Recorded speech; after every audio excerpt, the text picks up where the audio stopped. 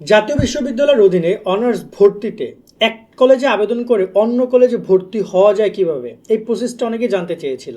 মূলত বিভিন্ন সময় শিক্ষার্থীরা আবেদন করার পরে নিজের পড়ালেখার ধরন দেখার পরে ডাউট হচ্ছে যে আদৌ ওই কলেজে চান্স পাবো কিনা, যদি না পাই তাহলে আমি অন্য কলেজে কীভাবে যাব।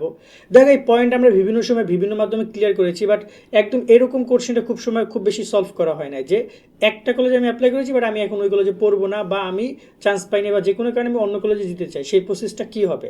আমি তোমাদেরকে নিশ্চিন্ত করছি এরকম সব প্রসেস আসছে, যে ন্যাশনাল ইউনিভার্সিটি এরকম অনেক অপশন রেখেছে, তোমরা সেই অপশনগুলো ব্যবহার করতে পারবা। তো সম্পূর্ণ ভিডিও দেখো। আমি আজকে কথা বলছি ঠিক ঈদ আগ মুহূর্তে, হয়তো বা কয়েকদিনের মধ্যে পরীক্ষার ডেটের অ্যানাউন্সমেন্ট করে পরীক্ষা হয়ে যাবে, তো আলহামদুলিল্লাহ পরীক্ষা হতে হলে খুবই ভালো। তো এই ব্যাপারটা আসলে তোমাদের সামনে আসবে রেজাল্ট প্রকাশের সময়, এই প্রবলেমটা মূলত মেইন সামনে আসবে, তখন এটা নিয়ে আমরা আমাদের চ্যানেল ডিসকাশন করব। তা আমাদের চ্যানেলটি সাবস্ক্রাইব, ফেসবুক পেজ ফলো দিয়ে রাখো। আর আমাদের যারা অনার্স ভর্তি পরীক্ষার কোর্সে অ্যাড নেয় চাইলে জয়েন হতে পারো আমাদের ভর্তি পরীক্ষার কোর্সে। জাতীয় বিশ্ববিদ্যালয়ে ভর্তিজ শিক্ষার্থীরা, তোমাদের জন্য আমরা চালু করেছি টার্গেট জাতীয় বিশ্ববিদ্যালয় কোর্স। অনার্স ভর্তি পরীক্ষায় তুমি ভালো ফল করতে চাইলে আমাদের কোর্সের বিকল্প নাই, যেখানে তুমি 230 টাকায় পাচ্ছ 8000 প্লাস এমসিকিউ এর শিট, সকল বিষয়ে গুরুত্বপূর্ণ সাজেশন, বিগত 5 বছরের প্রশ্ন, অনলাইন পরীক্ষার ব্যবস্থা, ভালো কলেজ পাওয়ার গাইডলাইন, পরীক্ষার সকল আপডেট। এই এক কোর্সে তুমি সবকিছু পেয়ে যাবে, আলাদা কোনো বই কোনো কিছু কিনতে হবে না। অলরেডি আমাদের কোর্সে যুক্ত হয়েছে কয়েক হাজার শিক্ষার্থী, তুমিও আজকেই যুক্ত হয়ে যাও আমাদের এই কোর্সে এবং শুরু করে দাও ভালো পরীক্ষা দেওয়ার প্রস্তুতি। কোর্সে যুক্ত হতে এই নাম্বারে বিকাশ বা নগদ থেকে 230 টাকা সেন্ড মানি করে আমাদেরকে হোয়াটসঅ্যাপে মেসেজ করে আমরা কোর্স লিঙ্ক তোমাকে দিয়ে দিচ্ছি। বিস্তারিত কমেন্ট এবং ডিসক্রিপশনে দিয়ে দেওয়া হলো।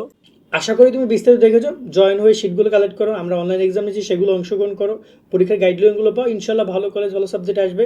কোর্সে জয়েন হতে মাত্র 230 টাকা আমাদেরকে ওই নাম্বারে সেন্ড মানি করে জানাও, দেন আমাদেরকে তোমার নাম এবং তোমার নাম্বারটা বলো, আমরা তোমাকে কোর্স লিঙ্ক পাঠিয়ে দিব। তুমি গ্রুপে যুক্ত হবে, কোর্সগুলো ডাউনলোড করে শিটগুলো ডাউনলোড করে মোবাইলে পড়বা, যে কোনো জায়গায় যে কোনো সময় শিটগুলো পড়তে পারবা, মোবাইল থেকে অ্যাক্সেস নিয়ে ডাউনলোড করে প্রিন্ট আউট করে নিতে পারবা। এবার কথা বলি, তো এক কলেজ থেকে অন্য কলেজে যাওয়ার প্রসেসটা কি। প্রসেসটা একদম সিম্পল। তুমি যে কলেজে আবেদন করেছো সেই কলেজে তোমাকে ভর্তি হতে এমন কোনো এই কথা না। মানে তোমরা অনেকেই মনে করতে পারছো আমি ভর্তি পরীক্ষা দিচ্ছি তো ওই কলেজে ভর্তি হওয়ার জন্য, ওই কলেজে গিয়ে ফর্ম জমা দিয়েছি, টাকা জমা দিয়েছি, তো ওই কলেজে যদি চান্স না পাই তাহলে আমার আবার নতুন করে ফর্ম জমা দিতে হবে, পরীক্ষা দিতে হবে। বিষয়টা এভাবে না। মনে রাখবা, জাতীয় বিশ্ববিদ্যালয় তো তোমাকে, যেহেতু জাতীয় বিশ্ববিদ্যালয়ের অধীনে কলেজ হচ্ছে 881টা, আমি এত খুলে বলছি, মানে এমন না যে সহজ করে বলে দিতে পারতাম, বাট খুলে বলছি কারণ প্রসেসটা তোমাকে জানলে তোমার জন্য অনেক হেল্প হবে। তো জাতীয় বিশ্ববিদ্যালয়ের অধীনে কলেজ আছে কত, 881টা। আসন সংখ্যা আছে প্রায় 4.5 লাখ, প্রায় 5 লাখ 6 লাখ শিক্ষার্থী অংশগ্রহণ করবে পরীক্ষায়। তো এত স্টুডেন্টকে তো জাতীয় বিশ্ববিদ্যালয় বলবে না যে আইসা আবেদন ফর্ম আর টাকা, তুমি আমার টঙ্গীতে যে কলেজটা আছে জাতীয় বিশ্ববিদ্যালয় কলেজ গাজীপুর, এইখানে এসে জমা দাও। সেটা কি তিনি বলতে পারবে 4.5 লাখ স্টুডেন্টকে? তাহলে তো ওই বিশ্ববিদ্যালয়ের সামনে লাইন লেগে যাবে। তো তারা কি করছে, তারা একটা কলেজের মাধ্যমে তোমার এই ফর্মটা সংগ্রহ করছে। মূলত তুমি যে কলেজে অ্যাপ্লাই করেছো সেই কলেজের মাধ্যমে তারা অথরিটিও দিয়ে রাখছে যে আপনারা এটা কনফার্ম করতে পারবেন, এবং তোমাকে বলা হয়েছে তুমি ওই কলেজে গিয়ে টাকা এবং ফর্মটা জমা দাও, তাহলে কনফার্ম হচ্ছে যে তুমি অ্যাপ্লাই করেছো এবং তুমি পরীক্ষা দিতে চাও। কারণ টাকা জমা দেওয়া মানে পরীক্ষা দিতে চাও। কারণ আবেদন তো আমিও 4-5টা করেছি আমার বিভিন্ন number, roll number, registration number দিয়ে, কিন্তু আমি তো সেগুলো পরীক্ষা দেওয়াবো না সে সকল স্টুডেন্টদেরকে। তো ওরা আবেদন তো যে কেউ করতে পারে, কিন্তু তুমি পরীক্ষা দিতে এটা কলেজ কনফার্মেশন করছে।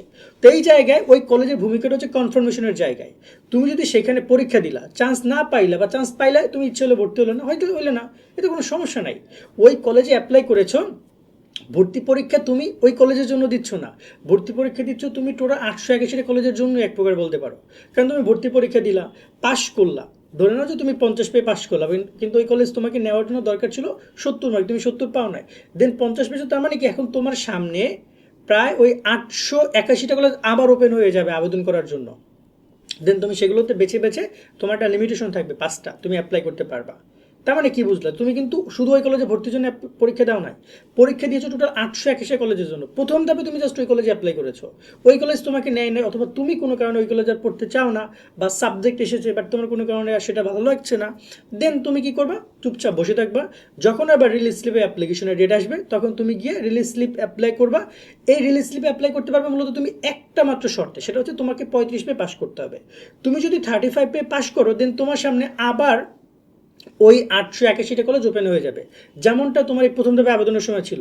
তোমার প্রথম ধাপে আবেদনের সময় 881টা কলেজ ওপেন ছিল তোমার সামনে, তুমি সেখান থেকে জেলা বিভাগ সিলেক্ট করে যে কোনো একটা কলেজে অ্যাপ্লাই করেছো। কিন্তু রিলিজ স্লিপ ওই ব্যাপারটা সেম জিনিসটাই ঘটবে, কিন্তু তুমি অ্যাপ্লাই করতে পারবা 5টা কলেজে। ওকে, সো তোমার এই এক কলেজ থেকে অন্য কলেজে যাওয়ার প্রসেসটা সিম্পল এইটুকুই, তোমাকে পাস করতে হবে, দেন তুমি ওখানে ভর্তি হইলে না, চান্স পাইলে না, বা চান্স পেয়েছো বা যে কোনো কারণে ভর্তি হইলে না, বা তোমাকে তারা নেয় নাই, দেন পরবর্তীতে তুমি রিলিজ স্লেবে গিয়ে 5টা কলেজে অ্যাপ্লাই করতে পারবা। ওই 5টা কলেজ আবার ওই 881টা কলেজের মধ্যে যে কোনো 5টা হইতে পারে, যে কোনো 5টা।